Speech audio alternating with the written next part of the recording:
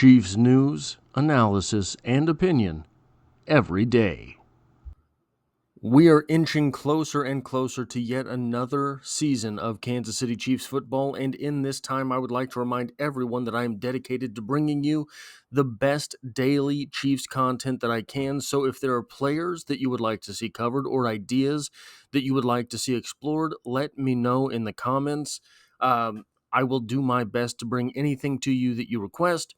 But today we have day 9 of OTAs, and we will be working off of the observations from one Peter Sweeney, a guy that I have followed for a long time, back to his Mizzou coverage. So what are some of the things that he noticed from today at OTAs? Well, we get this tweet. Rookie left tackle Josh Simmons continued to do everything, something that has delighted head coach Andy Reid. Reid on Simmons, he looks strong. He's been jumping in and taking the team reps, which he was just doing the individual stuff before, and you can definitely see the talent. He's got to keep learning, fundamentally technique-wise, but he's sure got a good attitude about it. This is a wonderful thing, of course, to hear for Kansas City Chiefs fans, because the left tackle position is one with which this franchise has struggled for some time, and they have succeeded anyway. Left tackle, probably the second most important position on the offense. If the Chiefs can get this hammered out, can get Josh Simmons up to speed, and Josh Simmons lives up to his potential, they will have a franchise left tackle, something they haven't had since Eric Fisher. And I liked Eric Fisher, but Eric Fisher was not top. Well, I think there were times where he was a top 10 type performer at left tackle, but I don't know that he would have been a top 10 type performer at left tackle for long stretches. And if the Chiefs found that in Josh Simmons, it will mean more rings for this franchise. It will mean more rings for Patrick Mahomes, and it'll mean a lot of long seasons here in Kansas City. Something that the franchise has done a really good job of working around. You see good teams rise and fall all the time in the NFL because it is so hard to stay on top with the draft process, with the waiver wire process, with the burgeoning salary cap based on players' performances, and you get paid more sometimes when you make the Pro Bowl. You make more when you hit free agency and you are from a successful team. You will earn more money because it's something that another franchise can sell to their fan base. So being able to retain players is very difficult in this day and age when teams would love to pluck off Trey Smith, etc. Speaking of Trey Smith, one of the things that maybe should start to worry us, Smith did not appear at any of the voluntary OTA sessions open to media members, days 3, 6, and 9, and club is unsure if he will be at mandatory minicamp next week. This would be a negative type of development for the Kansas City Chiefs. I think that the Kansas City Chiefs are working on contingency plans and have been for quite some time. If you look back at last year's draft, where they took 2 offensive guards and they have collected a bunch of tackles that could work their way into offensive guard. So should Trey Smith decide that the Kansas City Chiefs are not his best option this season, which I don't know if that's fair to really speculate about because we haven't heard from Trey Smith on this situation, but should that be the case, I don't think that it will be as devastating to the Chiefs as the left tackle situation was last year. By the way, as devastating as the left tackle situation was last year, it did not stop the team from making it to the Super Bowl. So would it be disappointing for Trey Smith not to be the right guard for the Kansas City Chiefs this season? Indeed, it would, but it would not be automatically disqualifying for this franchise from making it to the Super Bowl, etc. Now, moving on to some of the team stuff, one of the better defensive plays happened in the opening 7-on-7 period on the very first rep, when Jaden Hicks broke up a pass from Patrick Mahomes down the left sideline to Xavier Worthy. Hicks himself commented on the play, "It's a corner blitz. I know I got the one seen Xavier Worthy. That's a speedy guy. Just try to stay on top of him and make the play. That just shook out for me." Now, this may seem to be just another play. I don't think it is. Hicks, who is a very good athlete, one of the main knocks on him would be, does he have the deep speed? Can he cover downfield? Well, if he's knocking down passes from Patrick Mahomes, intended for Xavier Worthy, the fastest guy the NFL has ever seen by officially timed 40, then yeah, that means he can play. Yeah, that means that he can cover the deep stuff. And it should absolutely rile up the fan base if Hicks is able to do these things regularly, because it suggests that not only is he already at this point in his career assignment sound, but he has everything from the athletic perspective that we were hoping he would have. And we've talked about on this channel for quite some time that Jaden Hicks might be a budding superstar at the safety position. If the Chiefs, I know this is speculative, I know that this is very early to make this kind of talk, but if you've been here for a while, you know that I have projected Jaden Hicks as a good safety for a very long time. Seeing things like this, a routine play, yes, but it could portend the fact that Jaden Hicks is the superstar type safety that he can be, which would mean the Chiefs have a superstar defensive tackle in Chris Jones, someone that I would say on many levels is a superstar middle linebacker in Nick Bolton, a superstar cornerback in Trent McDuffie, and now a superstar safety in Jaden Hicks. That would be absolutely massive for this defense. A guy that has all of the tools to be able to be the Swiss Army safety that a guy like Steve Spagnuolo in Kansas City has never really had. We saw a former superstar, I would say former superstar, maybe that's not fair, in the Honey Badger when he was in Kansas City. And it didn't really... Honey Badger, when he came here, was good. He was not what he had been. He was not a superstar level safety. So Steve Spagnuolo, with this type of safety at his disposal, could put together a defense that is absolutely terrifying for opposing offenses, in the fact that they can now blitz from everywhere. We've seen Trent McDuffie do it. We have seen the defensive line get after quarterbacks in the past, and I think they have the tools to get after quarterbacks now. Having a safety that can be trusted over the top, and a guy that can move into the box and stop the run, and a guy that can provide coverage, and a guy that can, I think Jaden Hicks would be great at rushing the passer. How do you put the brakes on a guy like that when he is coming down the field full steam? That makes this defense look multivalent in a way that they have not yet looked under Steve Spagnuolo.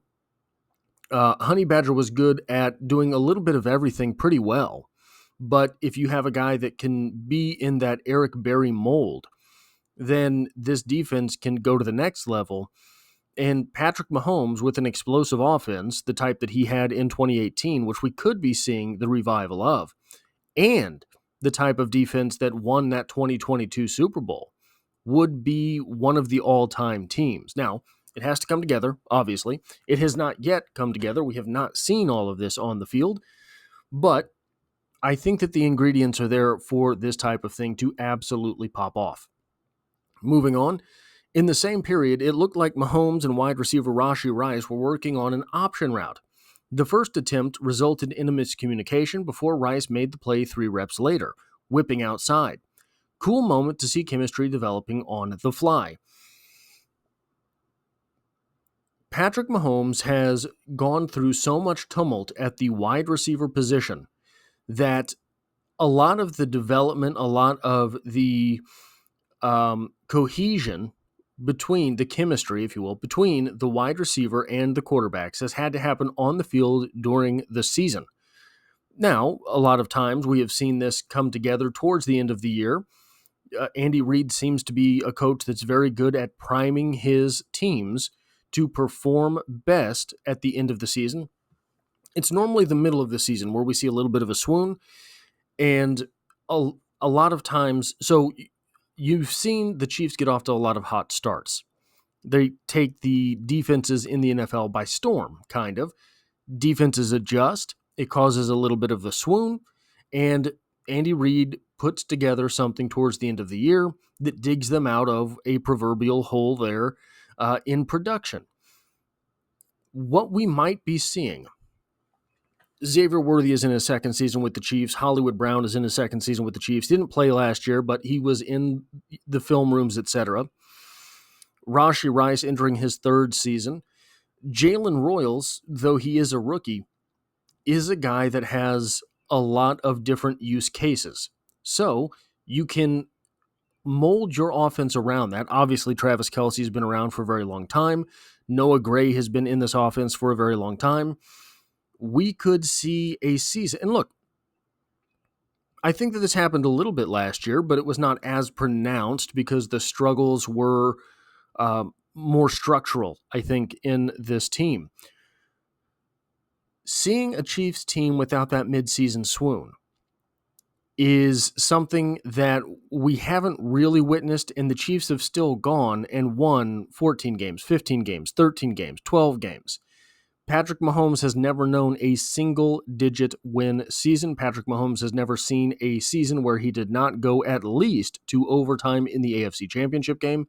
So having this preseason type chemistry is absolutely phenomenal to see. Later in 7-on-7s, rookie running back, and this is huge. This is something that just prepare yourselves, because this next tweet is something that, if Andy Reid has this in his back pocket, makes this offense otherworldly, makes this offense nightmare fuel. Later in 7s, rookie running back Brashad Smith lined up outside one-on-one against cornerback Kristian Fulton. Kristian Fulton is no slouch. With a go route call, Smith showcased that sub 4.4 speed and got about 3 steps on Fulton, and Mahomes delivered it deep down the field for a touchdown. That is a running back on the field. Now, this is him lining up wide, and that will certainly be part of his toolbox. Imagine how dangerous this is when he is on the field as a running back and he motions out to wide receiver. Imagine how dangerous this is when he takes a fake handoff, hits the flats, takes a pump fake from Mahomes, and then turns upfield with a linebacker covering him. Those types of wheel routes, we saw that early in Mahomes' career. We saw that with Kareem Hunt on the field. Imagine the reemergence of that with this offense. I know, it's just OTAs.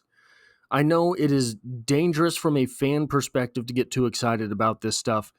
But guys, I'm here to tell you it's hard not to get too excited about this stuff.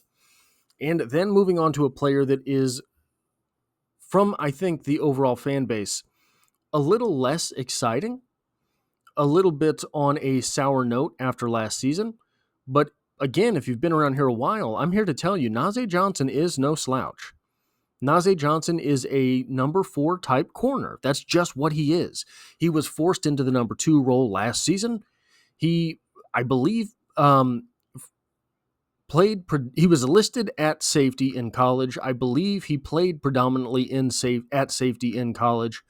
And we saw him last year line up at the cornerback spot and get exposed a little bit. But he was not being exposed by the 4th wide receiver on opposing teams. He was not being exposed as a 4th corner by running backs on opposing teams. He was lining up largely against the number 2 threat from another team.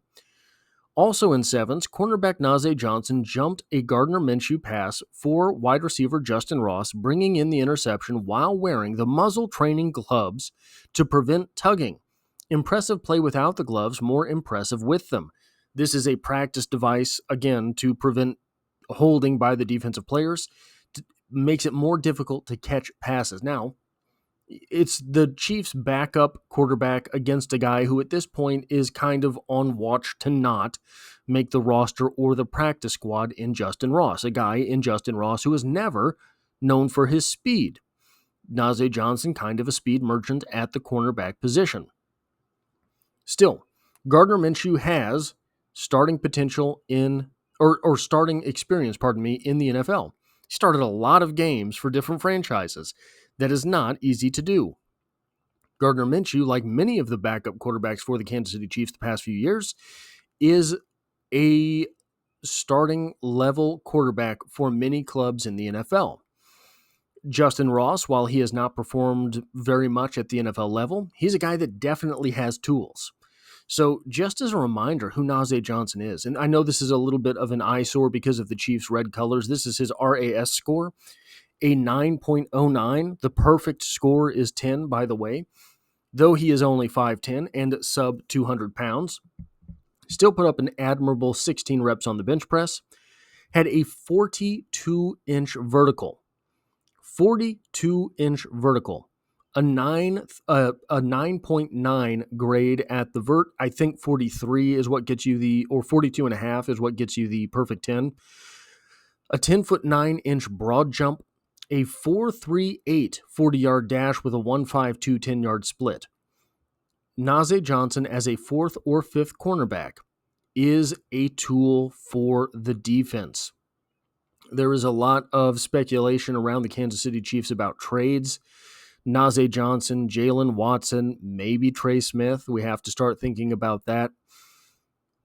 If you get rid of a little bit of your depth at corner, you have Trent McDuffie, you have Christian Fulton, you have Jalen Watson, you have Noel Williams, you have Naz Johnson, you have Joshua Williams, who has started games in the NFL. This is a lot of talent at the corner position. It might be that we see sometime this preseason, possibly after the cutdown day, or at the cutdown day, I suppose would be the proper grammar there, the proper timing there. The Chiefs reclaim some of their draft positioning. I don't know that you would trade away Naz Johnson, Jalen Watson. I don't know that you would trade away Trey Smith. These are tools that could bring something back to the Kansas City Chiefs. However, I think the Chiefs are dedicated towards trying to claim another Super Bowl while they have the iron this hot. A couple more here. Throughout the practice, I noticed Mahomes and Worthy are emphasizing work on connecting deep downfield. Thursday's look saw a couple of missed conversions as they continue to crank away at it. Nothing surprising here, and we have to remember that those downfield missiles from Mahomes, they're not necessarily supposed to be high percentage. If they are, that will be a return to the 5,000-yard, 50-touchdown mark for Mahomes. Those downfield missiles are meant to loosen up the defense. Loosen up the defense so that Isaiah Pacheco can finally utilize his speed. Now, I have in the past couple of seasons been a little bit of a critic of Isaiah Pacheco. I think that he was an improvement from what we saw from the Chiefs running back position when he was a rookie, right? That's why he came in and was able to start towards the latter end of his rookie season. But he's never really had a fair chance being the full-time starter because the offense has struggled with the deep stuff. He has had to go against heavy boxes. Loosening up that defense, spreading it out, opening it up, opening the middle of the field, opening the linebacking crew for opposing defenses could allow Isaiah Pacheco to utilize, as he has said this offseason, a return to the 216, 437 Pacheco-style running back. One thing you cannot mark Isaiah Pacheco down for is his enthusiasm and his want, right? So watching him continue to pump those legs, which is something that you hope to see from a running back. Run his feet, something you hope to see from a running back. And Isaiah Pacheco has never faltered there. This could open up the box for him, and we could see Isaiah Pacheco start to rip off some longer type runs. And finally, Mahomes targets in 11 on 11. Rice and Worthy with 4. Gray with 3. Sky Moore with 2. Tyquan Thornton with 2. Elijah Mitchell, Isaiah Pacheco, and Nico Remigio all with 1. The 2 targets, so it can be said that you can't read anything into this. But Mahomes and Reed are not simply trying to complete passes, not in OTAs. Who cares? There was last season, I believe, or the season before, there were whispers out of Eagles camp that Jalen Hurts hadn't thrown a single interception. And Nick Wright made the comment that got a lot of criticism. That's too few. Why is that too few? The guy's perfect. What do you mean that's too few? That's a bad sign. Well, it's a bad sign because he's not learning the limitations, maybe, of his offense in the preseason. Here we have, I think, something that we can read into this. Sky Moore and Tyquan Thornton each with 2 targets in this practice in 11-on-11s.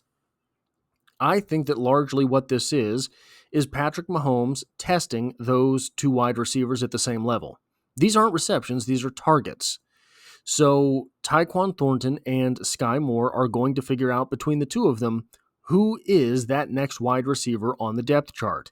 A guy that I think will be number 5, not number 4. I think Jalen Royals is going to own that, number 4 spot until he moves up to number 3, which I think will behoove the offense in the long term, because I think we're probably looking at Hollywood Brown in a 1-season. He's got a 1-season deal. I think he'll be on a 1-season track with the Kansas City Chiefs.